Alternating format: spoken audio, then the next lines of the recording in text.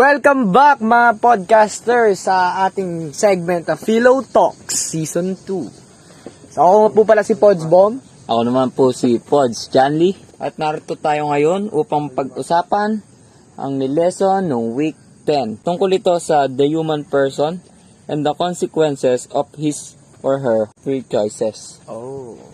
Ano to, kadugtong ang lesson natin nakaraan, Pods Bomb, no? Oo nga Pods Candy. Freedom.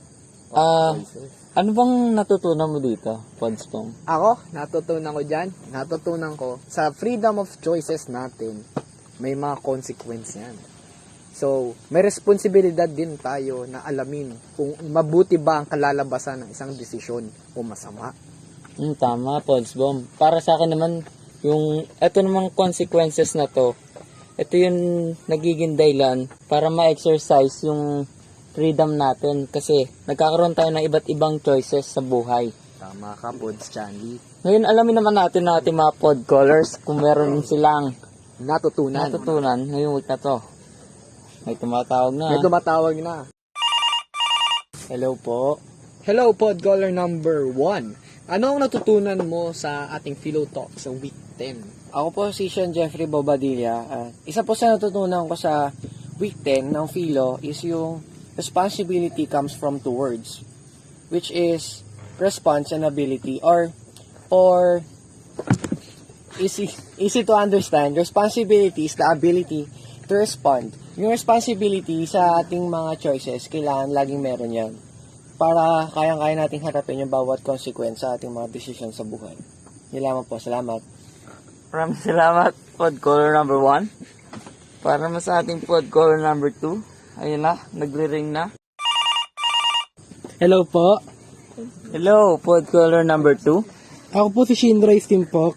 At ang natutunan ko po dito sa the human person and the consequences of his or her free choices ay yung kay Kierkegaard. Ang sabi niya daw sa freedom of self-choice. Ibig sabihin, sarili mo, choice, yung mga choices mo. Meaning yung choice manggagaling sa'yo. Ang sabi niya ay makukumpleto mo lang daw ito kapag ito ay nagawa mo bago ang ibang tao. So, self-choice nga hindi naman others' choice, di ba? So, yun lang po. Thank you, podcaller number 2. At ang ating podcaller number 3, nagri-ring na po. Hello po. Hello? Ako po si Adrian Napulog.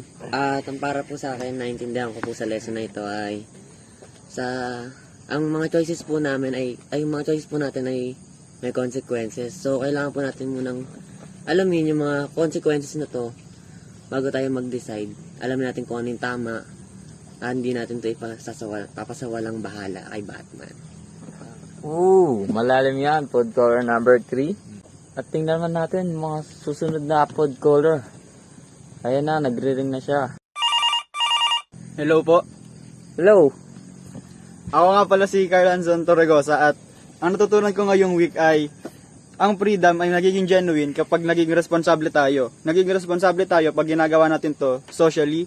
Kapag naging responsible tayo kapag committed tayo habang ginagawa natin ito at handa tayong panagutan ito with good reasons. Yun ang natutunan ko ngayong week.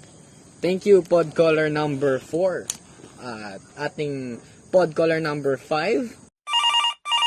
Hello po, ako po si Earl J. Kabuhat at ang natutunan ko po sa week 10 ay yung salitang karma.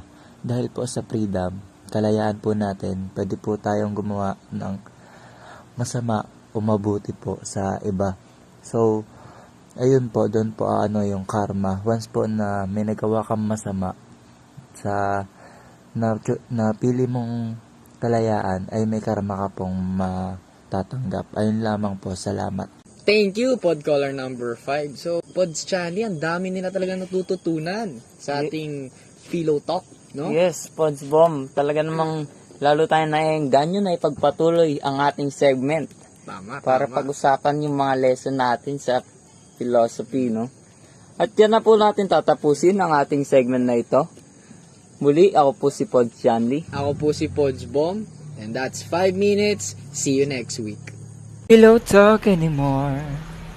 Pillow talk anymore. Ooh, pillow talk anymore like we used to do.